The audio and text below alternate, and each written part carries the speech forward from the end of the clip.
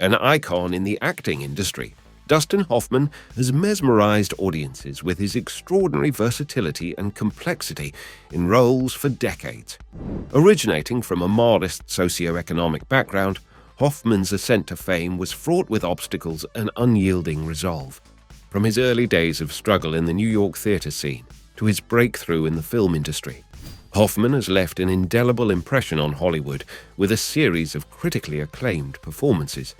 This video explores the life of Dustin Hoffman, detailing his personal struggles and triumphs that have influenced his extraordinary career, as well as his ascent from an aspiring actor to a renowned personality.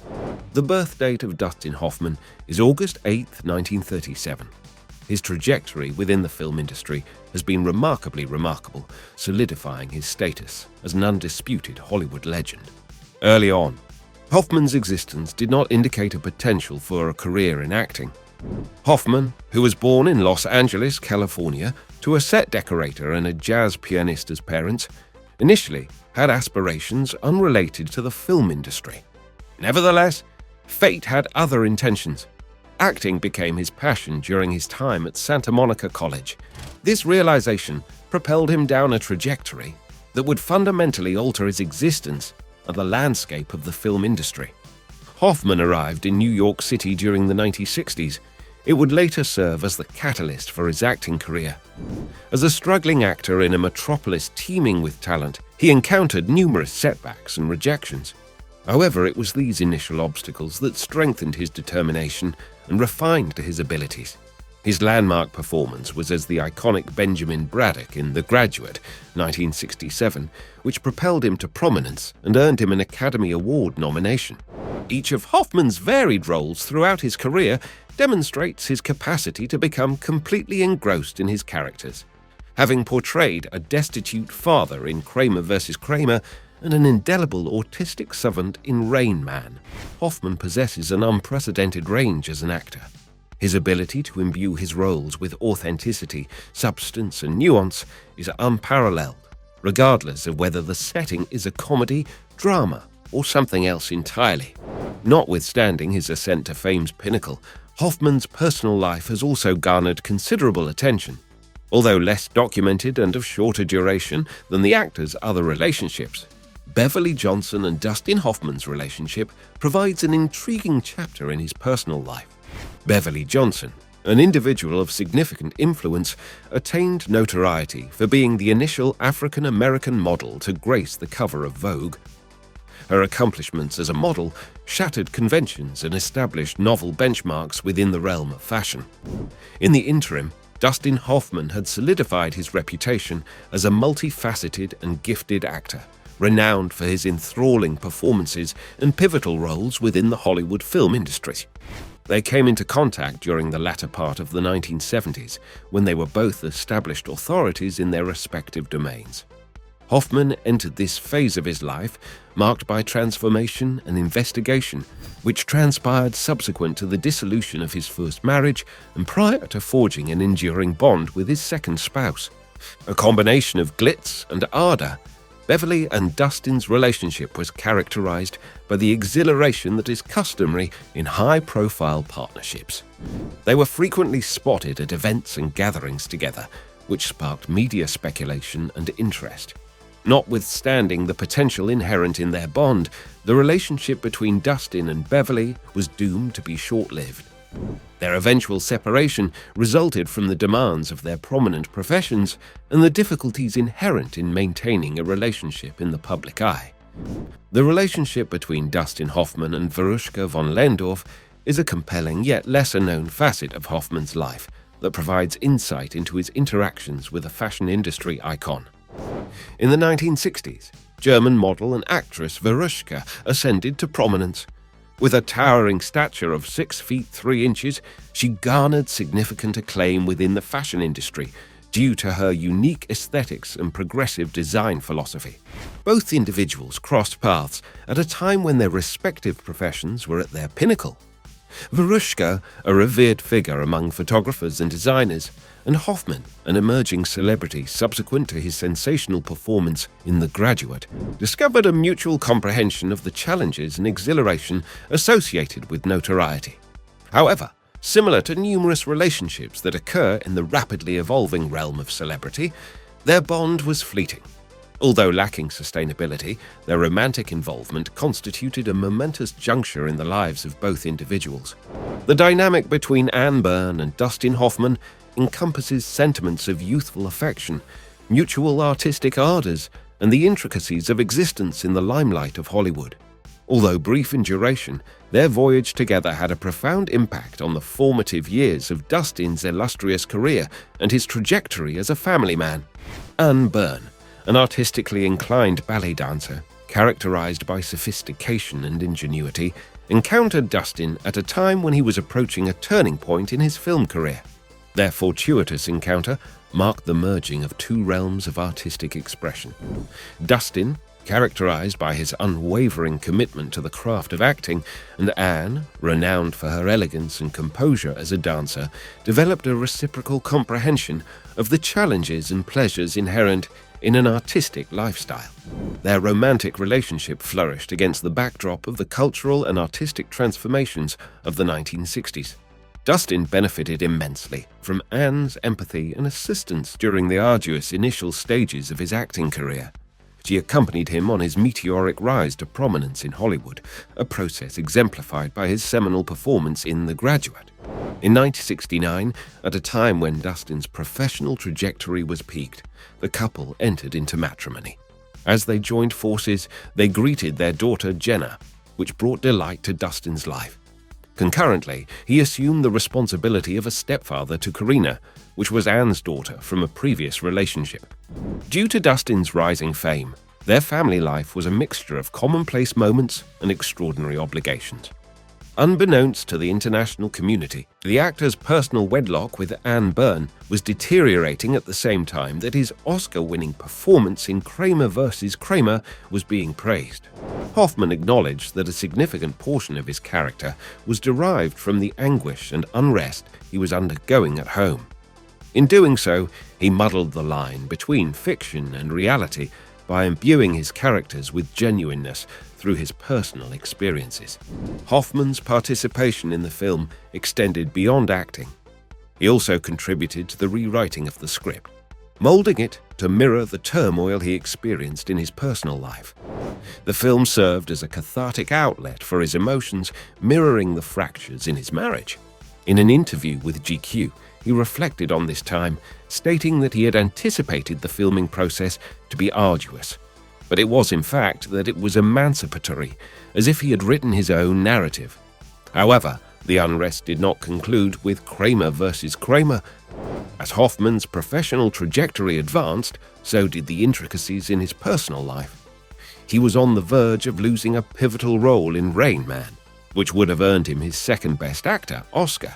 In a moment of uncertainty, he approached director Barry Levinson with the suggestion that Richard Dreyfuss portray Tom Cruise's autistic brother.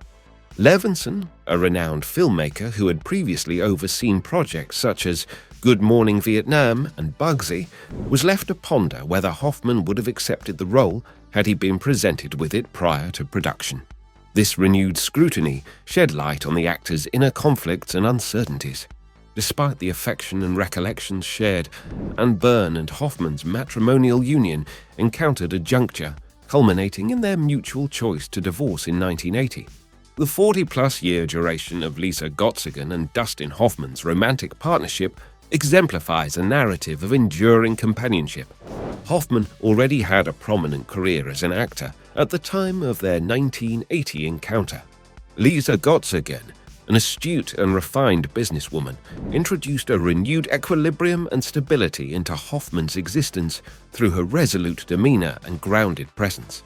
The union of the couple in October 1980 commenced a voyage replete with collective elation, adversity, and triumph. Lisa, assuming the role of stepmother to Hoffman's two children from a previous union, graciously accepted the obligations. As a result, the couple welcomed 4 children into their household: Jacob, Rebecca, Maxwell, and Alexandra. Each of the children, who grew up in an environment infused with affection and ingenuity, cultivated an individualistic disposition. Lied never had a dull day in her life with Dustin Hoffman. She deftly maneuvered through the complexities of being married to a Hollywood celebrity with composure and fortitude. The couple's existence was a singular fusion of official appearances, private screenings, and everyday family responsibilities. They remain married to this day. Hoffman's trajectory was not devoid of obstacles. In 2017, he became entangled in a substantial controversy that reverberated throughout his illustrious career.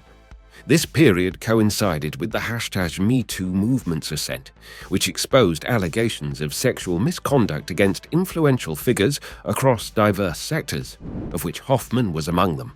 This chapter in his life was marked by adversity and controversy. The accusations levied against Hoffman surfaced during an era when discussions regarding sexual harassment and misconduct were progressively becoming public and urgent. A number of women came forward with allegations against Hoffman, providing details of alleged incidents that transpired at various points in his career. These allegations presented an entirely different picture than the reputable public image Hoffman had built up. Anna Graham Hunter was among the initial accusers, claiming that Hoffman harassed her during her internship on the set of the 1985 television film Death of a Salesman when she was 17 years old. Hunter detailed her allegations in her writings at the time. In the wake of Hunter's claims, additional women came forward with similar accusations, holding Hoffman accountable for behavior of varying degrees of inappropriateness. Hoffman's reaction to the accusations was a combination of defense and apologies. In a statement addressing Hunter's allegations, he expressed regret for any unsettling actions he may have caused her and apologized for the distress caused. Nevertheless, he further contended that the incidents did not represent his character. This response elicited a range of reactions. The accusations introduced a troubling dimension to Hoffman's legacy, which had previously been admired for his versatility and depth, and had a significant impact on his reputation. The general public, which had previously held him in high regard for his contributions to cinema, was now confronted with these grave allegations.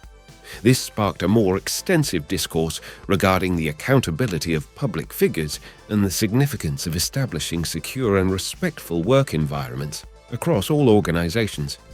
An additional instance of Hoffman's public interaction occurred amidst the splendor and significance of Hollywood. Hoffman addressed a significant concern that surpasses the confines of the film industry: systemic racism in the United States. Rather than a staged affair or in the presence of cameras, this thought-provoking dialogue transpired in an unforeseen and symbolic location, a Madison Square Garden basketball game. During an evening crowded with film industry luminaries gathered to celebrate the Oscars, Hoffman opted for an alternative course of action. He spent the evening with Spike Lee, a fellow industry luminary renowned for his impactful work and candid opinions. Lee, who boycotted the Oscar ceremony due to its perceived lack of diversity, was a paragon of silent protest at the Knicks game. This choice made by Lee, which was also expressed by notable individuals such as Will Smith and Jada Pinkett Smith, brought attention to a more profound and systemic concern that transcends an individual occasion. The Oscars, which are frequently esteemed as the highest honors in film, had, for the second year in a row, exclusively nominated white actors. This sparked extensive discourse and introspection regarding the industry's representation. Hoffman, who has won 2 Oscars, did not simply observe this moment in silence. Rather, he spoke his mind, echoing the sentiments expressed by comedian Chris Rock during the Oscars. In his opening monologue, Rock vehemently criticized the recurring lack of diversity, shedding light on a decades-old pattern. Hoffman's stance on this matter was candid and unwavering. Racism has always been a problem. In a sense, it reflects the nature of the nation. Hoffman perceived this not solely as a matter limited to the Oscars or Hollywood, but rather as a reflective surface illuminating a more extensive societal predicament. His outlook served as an impassioned appeal to recognize and confront the entrenched racial prejudices that persistently infest diverse aspects of American existence. In response to the question of how to address this systemic problem, Hoffman proposed an approach based on advocacy and activism. "We change when the oppressed force it to change," he said, implying that those who suffer the most from such injustices are the source of significant change. While attending the opening of the Metrograph, the first independently owned movie theater to open in Manhattan in over a decade, Hoffman expressed his support for independent cinema through his significant presence. He emphasized the importance of independent films, alluding to their capacity to depict a wider range of experiences and narratives. They refer to my era as the golden age of film, but I believe that the golden age of film continues to exist, Hoffman said. An unexpected development that instilled optimism and relief in his global fan base was Dustin Hoffman's triumph in a personal struggle. Hoffman, who was 75 years old at the time, confronted a formidable adversary, not an antagonist from a screenplay, but rather an extremely real and personal battle against cancer. The statement made by his representative to ABC News was a ray of hope. Hoffman had been effectively treated for cancer. The representative emphasized that the early detection of the disease and subsequent surgical cure constituted a fortunate turn of events that significantly contributed to Hoffman's successful recovery. Additionally, the representative stated that Dustin is in excellent health and is feeling fantastic. The specific form of cancer that Hoffman fought against was not disclosed, mirroring his inclination towards privacy, even in matters of this gravity concerning his well-being. However, what was clear was his steadfast dedication to continuous preventive therapies. Hoffman's difficult time coincided with noteworthy professional achievements. Merely a few months before his diagnosis, he debuted as a director with the film Quartet, which explored themes of aging, art, and the lasting influence of passion.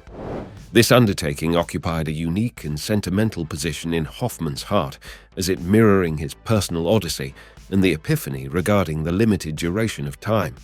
In retrospect, he remarked on this on Good Morning America. The most important thing about it was the realization of the finite nature of time. All of a sudden, you reach the age of 75. Either you say that or discontinue use of the substance.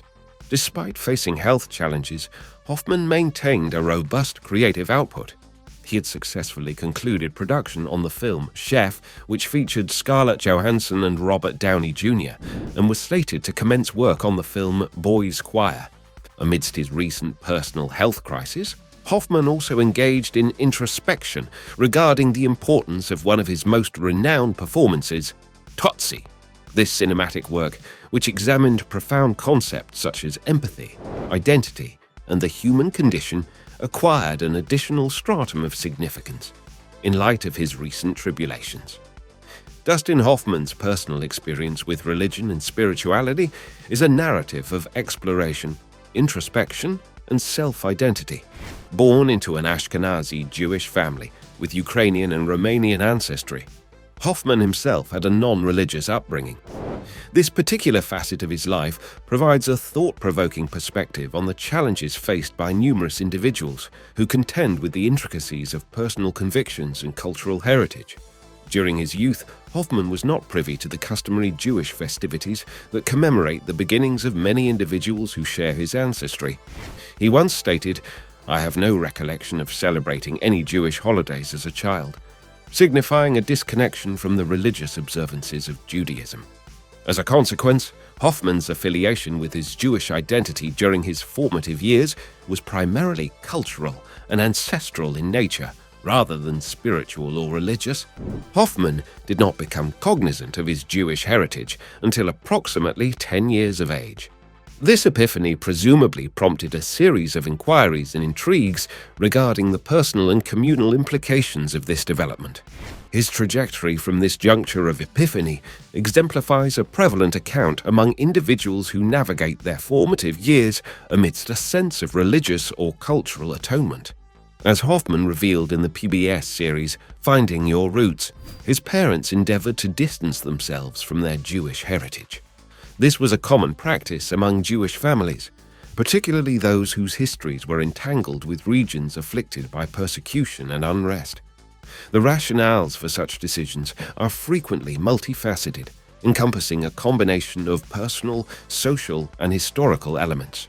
Finding Your Roots significantly influenced Hoffman's investigation into his ancestry and, consequently, his bond with his Jewish heritage.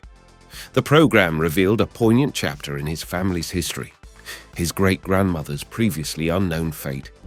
This disclosure presumably elicited a profound emotional reaction and potentially prompted him to reassess the personal significance of his heritage. Hoffman's experience serves as an illustration of a more extensive motif concerning the process of rediscovery and re-establishment of a connection with one's ancestral origins. Delving into the past of one's great-grandmother could have potentially impacted Hoffman profoundly, providing fresh insights into his sense of self and position in the world.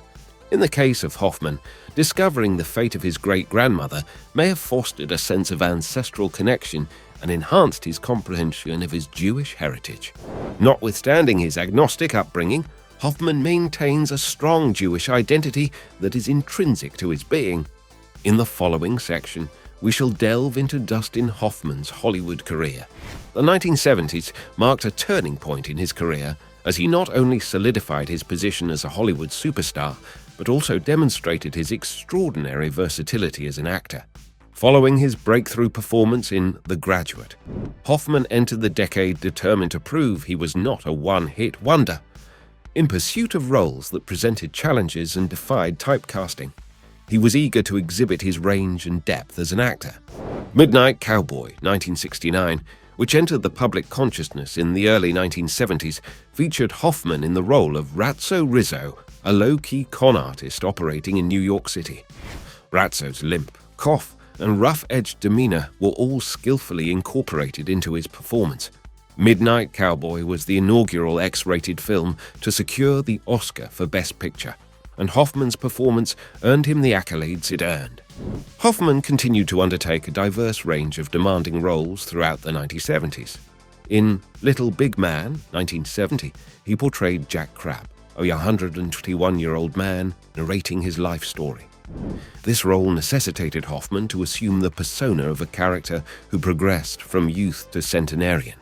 His transformation from one age group to the next not only showcased his prowess in makeup and costume, but also his capacity to encapsulate the essence of a character at each life stage. Hoffman's portrayal of the controversial comedian Lenny Bruce in Lenny, 1974, was arguably one of the most difficult of the decade. In this film, he captured Bruce's witty side, struggles with addiction, and battles against censorship.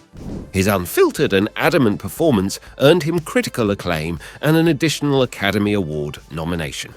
Hoffman's career reached its pinnacle in the 1970s with the release of Kramer vs. Kramer, 1979, in which he portrayed Ted Kramer, a work-obsessed father who becomes a single parent following the death of his wife. His depiction of Ted's transformation from a neglectful to a devoted father was both emotionally resonant and profoundly genuine. The performance earned him his inaugural Academy Award for Best Actor, a culminating accomplishment that further demonstrated his versatility and aptitude. During this decade, Hoffman also ventured into the realm of theater, reverting to his origins and expanding upon his versatility as a performer. His stage contributions, which included runs in Miller's Death of a Salesman and Shakespeare's The Merchant of Venice, garnered critical acclaim, demonstrating his capacity to enthrall audiences not only in the film but also in the live setting. Hoffman experienced personal and professional development during the 1970s. He became increasingly outspoken in his criticism of the film industry, advocating for more complex and relatable characters and challenging Hollywood's conventions by seeking out roles that transcended stereotypical depictions.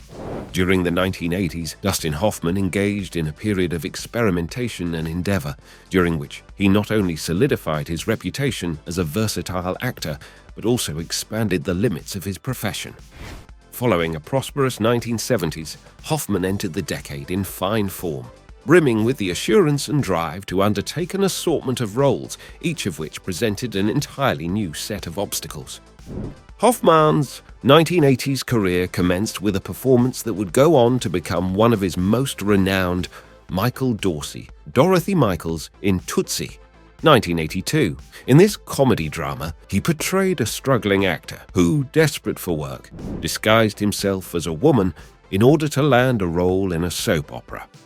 Although the film was a commercial and critical success, more importantly, it was a demonstration of Hoffman's extraordinary range and dedication. His depiction of both Michael and Dorothy was nothing short of extraordinary. During the mid-1980s, Hoffman assumed an additional demanding role in Death of a Salesman, 1985, reprising his Broadway production as Willie Loman. This adaptation of Arthur Miller's classic play provided Hoffman with the opportunity to delve into the profound complexities of a troubled and despondent salesman who struggles with his own shortcomings and delusions. His portrayal of Willie Loman was an acting masterclass, evoking the character's subtleties and intense emotions. Hoffman received his second Academy Award for Best Actor in 1988 for his performance in Rain Man, a film in which he co-starred with Tom Cruise and portrayed autistic savant Raymond Babbitt. In addition to receiving critical acclaim, his performance brought attention to the understudied subject of autism. Hoffman's extensive preparation for the role, which included spending time with autistic individuals to observe their behavior and mannerisms, resulted in a successful outcome. During the 1980s, Hoffman assumed a greater degree of professional autonomy by engaging in production, thereby ensuring that the projects he appeared in were consistent with his artistic vision. This marked a significant shift from his previous role as an actor who merely received direction, to one in which he exerted considerable influence over the creative trajectory of his projects. As the 1980s came to a close, Dustin Hoffman had not only solidified his reputation as a gifted actor, but also as a multifaceted artist with a profound understanding of his craft. His performances throughout this period served as evidence of his ongoing capacity to push boundaries and imbue his characters with nuance and complexity. From the thought-provoking role in Tootsie to the moving depiction in Rain Man, Hoffman's appearances left an indelible mark that transcended mere memorability and left a lasting impression. Hoffman's trajectory during the 1980s extended beyond a succession of triumphant films. It encompassed a phase of development, investigation, and audacity. The actor founded the decade as a renowned prodigy and concluded it as a cinematic stalwart, renowned for his commitment to his roles and his aptitude for embodying intricate, multifaceted personas. Dustin Hoffman solidified his status as a seasoned performer during the 1990s, a decade characterized by exploration and consolidation. Having established himself as an actor with considerable versatility and profundity, Hoffman continued to undertake roles that tested his abilities and captivated audiences. During the early 1990s, Hoffman showcased his versatility in the Steven Spielberg reinterpretation of the Peter Pan tale Hook, 1991. In the role of the infamous Captain Hook, Hoffman imbued the character with an endearing and theatrical quality, thereby imbuing it with a charming undercurrent. His performance merged theatricality and profundity, thereby augmenting the established antagonistic figure. Furthermore, Hoffman was able to exploit the intricacies of a character's psyche, thereby elevating Hook to a more likable figure. During the mid-1990s, Hoffman appeared in the medical disaster film Outbreak, 1994, in which he portrayed a virologist attempting to stop the spread of a deadly virus. In a role that required a combination of intelligence and intensity, Hoffman delivered a convincing and compelling performance. His character's race against time to save humanity was portrayed with the characteristic sense of urgency and dedication for which he is known. One of the most pivotal roles of Hoffman's 1990s career was in Wag the Dog, 1997, a political satire in which he portrayed Stanley Mott, a Hollywood producer tasked with instigating a war to divert public attention from a presidential scandal.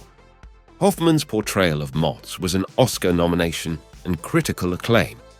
It showcased his ability to portray complex characters with a blend of humor and satire. During the 1990s, Hoffman also ventured into more introspective and reflective roles. In Mad City, 1997, he portrayed a journalist who becomes entangled in a hostage situation. This performance marked a departure from the more exaggerated personas he had previously portrayed, opting for a more nuanced and reserved approach. Among other examples, Mad City demonstrated Hoffman's capacity to adjust to the changing cinematic landscape by embracing roles that mirrored the intricacies of contemporary existence. Hoffman maintained a prominent reputation beyond the screen in the film industry. Younger performers looked up to him as a role model due to his unwavering commitment to his craft and his eagerness to undertake difficult roles. He was not merely an actor, but rather an artist whose work was profoundly concerned with the human condition. Hoffman maintained a balance between commercial and critical acclaim throughout the 1990s. His selection of roles during this period demonstrated his industry acumen and ability to remain relevant in a film industry that was undergoing rapid change. He continued to collaborate with leading directors and actors, imbuing each role with his distinctive blend of intensity and authenticity. Dustin Hoffman solidified his reputation as an accomplished actor, capable of navigating diverse character archetypes and genres by the conclusion of the 1990s. His trajectory throughout this period served as evidence of his enduring prowess and perpetual capacity for self-reinvention. Hoffman's performances in the decade, ranging from the swashbuckling Hook to the cunning Stanley Motts, exemplified his versatility as an actor and his aptitude for imbuing his characters with depth and complexity. At the turn of the millennium, Dustin Hoffman deftly entered a period of his career characterized by the adoption of novel artistic techniques and the expansion of his creative sphere. Hoffman's prowess and readiness to venture into uncharted territories in the dynamic realm of cinema and beyond were palpable qualities that characterized the 2000s. A notable transition in Hoffman's career during this time period was his exploration of voice acting. In 2008, he provided the voice of Master Shifu in the animated blockbuster Kung Fu Panda. This casting enabled Hoffman to connect with a fresh, younger demographic by demonstrating his capacity to imbue animated characters with complexity and affection.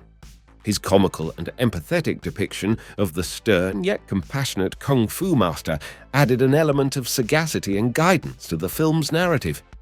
During the 2000s, Hoffman appeared in comedic and dramatic films alike.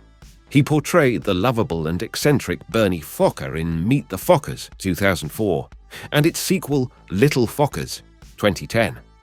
These films demonstrated Hoffman's comedic timing, an ability to infuse his roles with humor, proving that he could be just as effective in comedy as he was in drama.